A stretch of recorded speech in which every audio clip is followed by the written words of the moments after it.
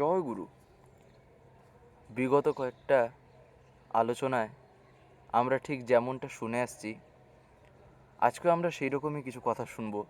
অর্থাৎ পরম পূজ্যপাদ শ্রী আচার্যদেবের আলোচনা করা কিছু কথা, কিংবা বলতে পারেন তিনি বিভিন্ন বলতে পারেন সমস্যা বা নিবেদন যারা করছেন, তার প্রত্যুত্তরে, তার সমাধানে তিনি যে কথাগুলি বলছেন, আজকে আমরা সেই সম্বন্ধেই আরও কিছু কথা জানার চেষ্টা করব। যাই হোক, আজকের এই আলোচনাটি এবার আমি শুরু করব। শুরু করার আগে আপনাদের কাছে শুধু একটি কথাই অনুরোধ করছি, ভিডিওটিতে আপনারা সম্পূর্ণভাবে যুক্ত থাকার চেষ্টা করবেন। আশা করি দিলে আজকের যেই টপিকটি আপনারা দিলে নিঃসন্দেহেই বুঝতে পারবেন। আমরা আমাদের জীবনে দেখবেন নানান রকম পরিস্থিতিতে যখন পড়ি, অনেক সময় আমরা ধৈর্যহারা হয়ে যাই। ধৈর্যটা আর আমাদের মধ্যে থাকে না। আর এই ধৈর্য নিয়ে দেখবেন বহু জায়গায় শ্রী ঠাকুর বহু কথাই বলেছেন।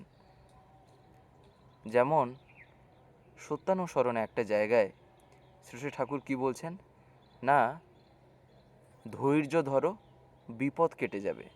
এবারে এই যে ধৈর্য ধরো, বিপদ কেটে যাবে, এই যে কথাটি বাস্তবে জীবনে যে কতটাই না বলতে পারেন এর প্রভাব, আর যে মেনেছে সে কিন্তু ঠিক তার ফল পেয়েছেই, যদি সে কথাটার অর্থ ঠাকুর যে আঙ্গিকে বলেছেন সেই অর্থে যদি বুঝে থাকে। কেন এই কথাটা বললাম? তার কারণ আজকেই দুপুরবেলা তার কাছে এক মা এসে নিবেদন করেন, তার ছেলে সে স্বাভাবিকভাবে বাকিদের মতন যে বয়সে মুখ ফুটিয়ে কথা বলা দরকার, সেই রকম কিছু আচার আচরণ যেগুলো করা দরকার সেই এজ অনুসারে, সেটা তার হচ্ছে না। এবারে হচ্ছে না একেবারে যে না তাও না, হচ্ছে তবে স্লোলি, আস্তে আস্তে। এই কারণে তিনি দাদার কাছে এটা নিবেদন করেন যে তিনি কি করবেন। আচার্যদেব সবচাইতে প্রথমেই বলেন ধৈর্য ধর। মাটির বয়স অত্যন্ত কম, দেখেই বোঝা যাচ্ছে। আর দাদা যখন কথাটা শোনেন প্রথমেই বলেন সবচাইতে প্রথমে ধৈর্য ধর। দ্বিতীয়ত এইটাকে মাথায় রাখ, কখনো নিজের ছেলেকে বাকি 10 জনের সাথে তুলনা করতে যাবি না।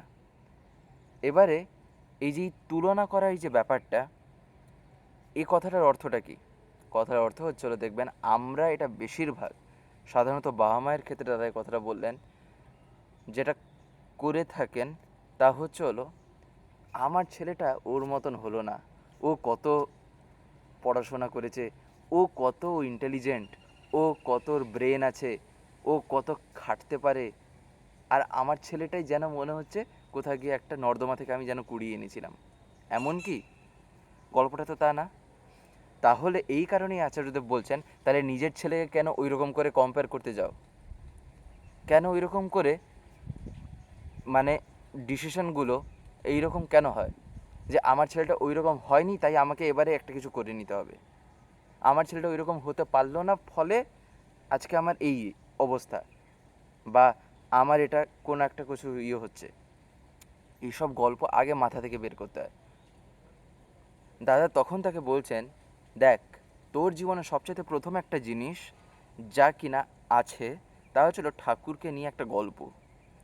তাই ঠাকুর যেহেতু তোর মাথার উপরে আছেন, এই কারণেই তোকে আগে ধৈর্য কিন্তু জীবনে ধরতে হবে, আর নিজের ইচ্ছাগুলিকে সরিয়ে ঠাকুরের ইচ্ছাটাকে স্থান দিতে হবে। আর তার সাথে সাথে তদনুপাতিক কাজ তোর যা কর্তব্য তুই করে যাবি, তিনি যেখানে যেমনভাবে ফল দেওয়ার কথা তিনি ঠিক দিতে থাকবেন। তাই ধৈর্যহারা হবি না। তার কারণ কি? ধৈর্যহারা যে, তার মানে তার মধ্যে বুদ্ধি নেই। তার কারণে যে ধৈর্যের মধ্যে ধী কথাটা আছে। আর ধী মানে হচ্ছিল নিজের জ্ঞান, নিজের বুদ্ধি, নিজের মধ্যে যে দক্ষতা আছে, যে পারগতা আছে, সেটাকে আমি যখন এক্সিকিউশনে যখন নিয়ে যাই তখনই বোঝা যায় যে বুদ্ধিটা কতটুকু আছে। বলা হয় না ও বুদ্ধিমান সে বুদ্ধিমতী, মানেটা কি? তার মানে ও ব্রেনটাকে ওই জায়গায় ততটুকু খেলাতে পেরেছে, এই কারণেই সে ধৈর্যহীন হয়নি। আর এই যে ছেলে, তখন দাদা বলছেন যে ছেলেটা কার? তোর তো। এবারে তুই তোর ছেলেকে সহ্য করতে পারবি না পারবি না?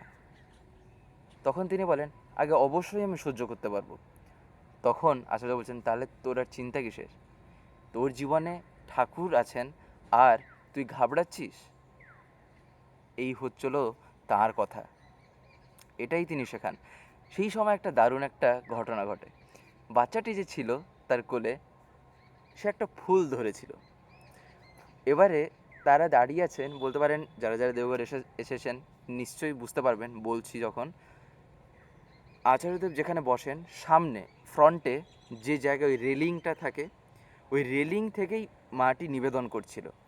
এবারে সেই মাটি কোলে তার বাচ্চাকে যে নিয়েছিল, সে বাচ্চাটির হাতে একটা ফুল ছিল। সে ফুলটা কি হয়, রেলিংয়ের এপারে অর্থাৎ দাদা যে ভিতরে যেখানে বসে থাকেন সেইখানটায় তার হাত থেকে পড়ে গেছে।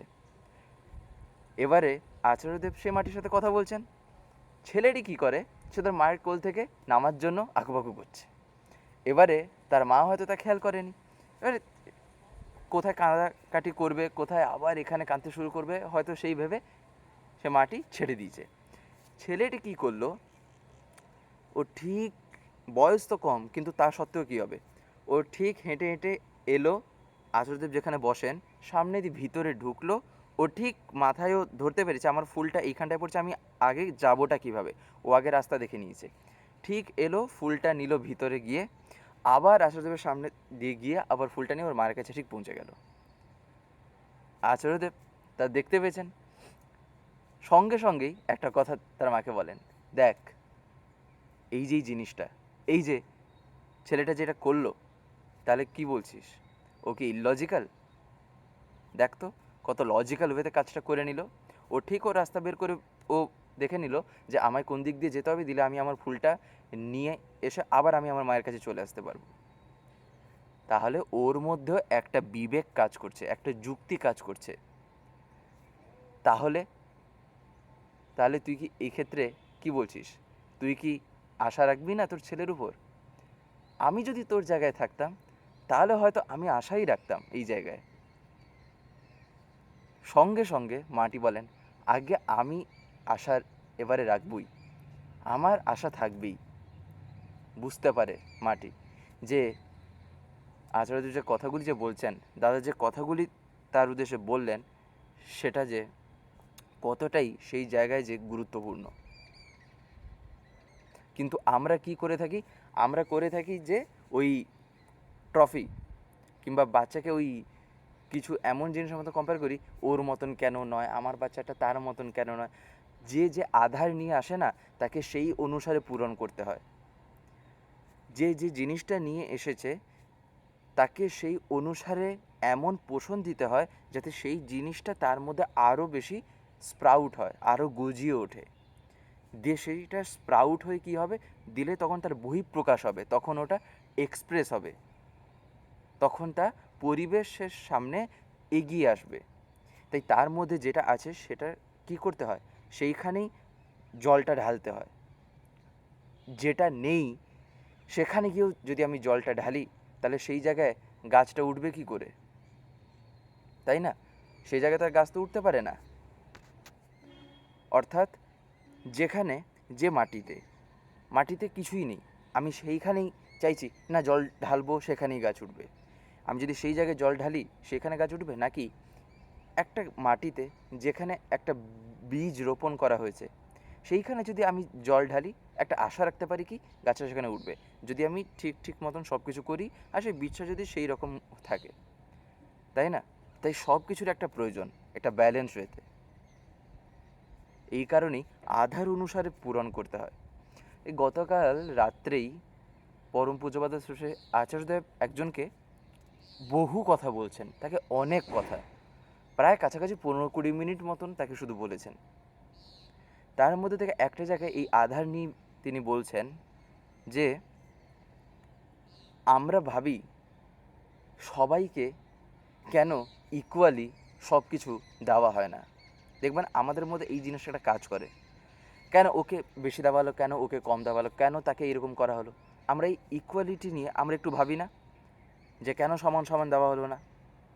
বাস্তবে দাদা বলছেন গতকাল, সবচেয়ে প্রথম দেখা লাগবে আমি এই প্রসঙ্গটাকে তুলছি কোন জায়গায়, কোন ক্ষেত্রে। সব ক্ষেত্রে ইকুয়ালিটির গল্পটা কিন্তু সমান হয় না। কেন হয় না? তার একটা কারণ দাদা যেমন বললেন, ঠাকুরের কাছে একবার ঠাকুর বলতে পারেন বসে আছেন, সেই সময় একজন হরলিক্সের একটা জার আর হোমিওপ্যাথি বলতে পারেন ওষুধ, ছোটো ছোটো যে শিশি হয় সেই শিশি দুটো নিয়ে এসছে। ঠাকুর এবারে বললেন, এই দুটোকে ভরতো। সেই দুটোকে জল দিয়ে ভরা হলো, ভরাট করা হলো। এবারে ঠাকুর তখন বলছেন, দেখ, হরলিক্সের এই যে বোতলটা আর হোমিওপ্যাথি শিশির এই যে বোতলটা, এই শিশিটা, দুটোতে কিন্তু আমরা ভরাট করে দিলাম, দুটোই ভরাট হয়ে গেল, দুটোই যে যা জায়গায় পূর্ণতা পেল। কিন্তু তাতে যতটুকু জল লাগলো হরলিক্সের জারে, হোমিওপ্যাথির যে শিশিটা তাতে কি ততটুকু জল লাগলো না। কিন্তু তা সত্ত্বেও দুটোই ফুলফিল হয়ে গেল তার মতন করে। তাহলে এখানে এই যে দুটি আধার, মানে এই দুটিকে যদি আমরা দুটো মানুষ হিসাবে যদি দেখি, তার সত্তা হিসাবে যদি দেখি, তাহলে এই সত্তাটার জন্য যতটুকু ফুলফিলমেন্ট করার প্রয়োজন, যতটুকু হলেও পূর্ণতা পায়, তিনি ততটুকুই তাকে দেবেন। ওভারলোড দিলে কী হবে, সে সামলে দিতে পারবে না। তাই হোমিওপ্যাথি শিশির ওইটুকু বোতলের জন্য পূর্ণতা যতটুকু দিলে হয়েছে তাকে ততটুকুই দিতে হবে। আর এত বড় একটা জারের জন্য যতটুকু জলের প্রয়োজন তাকে ততটুকু দিতে হবে। এই কারণেই এই যে এই আধার আর এই যে বলতে পারেন আমরা যে একটা নিজেদের মনের মধ্যে একটা ইচ্ছা যে রেখে থাকি, এই যে ওকে কেন দেওয়া হলো এত, তাকে কেন এত দেওয়া হলো না, এই সবের গল্পগুলো কিন্তু আমাদের মনোজগতাকে পরিবর্তন আনতে হবে। যে বাস্তবে এখানে ইকুয়ালিটি অর্থে কী, প্রসঙ্গ অনুসারে, পরিস্থিতি অনুসারে দেখতে হয় যে কোন জায়গায় এই কথাটার অর্থটা কেমন করে হচ্ছে, তাই না? এই কারণেই দাদা এই কথাটা গতকাল বলছিলেন। আরও অনেক কথাই, এত কথা তিনি আমাদের জন্য বলছেন। দেখবেন যেমন আমরা আরও একটা জিনিস করে থাকি, তা কি না, তা হচ্ছিল দেখবেন আমরা মানুষের প্রতি একটা আশা রাখি। এই আশাটায় আমরা কি করে থাকি, এই বলতে পারেন এই মানুষটা এই রকম হবে, আমি যার সাথে আছি আমি বুঝছি ও ওই রকম হবে। এবারে এইগুলোতেই কি হয় দেখবেন, সেই জায়গাতে বেশি না অশান্তি আর ঝামেলা সেখানেই লাগে। কেন? তার কারণ আমি আমার মনের মতন করে সেই মানুষটাকে আমি ভেবে নিয়েছি, সেটাকে আমি কল্পনা করে নিয়েছি যে ও ওই রকম। এবারে যেই প্র্যাকটিক্যালি যখন আমি তার সাথে মিশছি, তার সাথে কথা বলছি, তার সাথে উঠছি, বসছি, খাচ্ছি, ঘুমাচ্ছি, যাই আমি করছি না কেন, তখনই আমি দেখছি আরে এ তো আমার মনের মতন হলো না, আমি যেটা ভেবেছিলাম ওই রকম তো হলো না। তখনই লাগলো ঝগড়া, তখনই অশান্তির সৃষ্টিটা, সেখানেই তার সূত্রপাতটা ঘটে। এই কারণে কথাটা বললাম, তার কারণ দাদা এইটা নিয়েই বলছেন যে আমরা মানুষের প্রতি একটা প্রত্যাশা রাখি। অধিকাংশ ক্ষেত্রেই এইসবেই মানুষ কিন্তু একটা আঘাত পায়।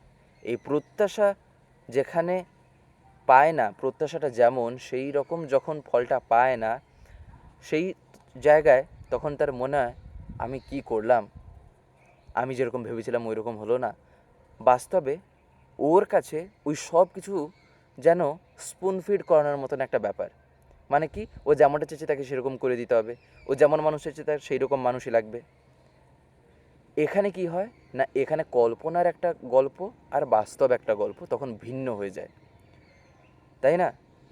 এইখানেই দাদা বলছেন, এটা তো গেল আমাদের মতন মানুষের ক্ষেত্রে।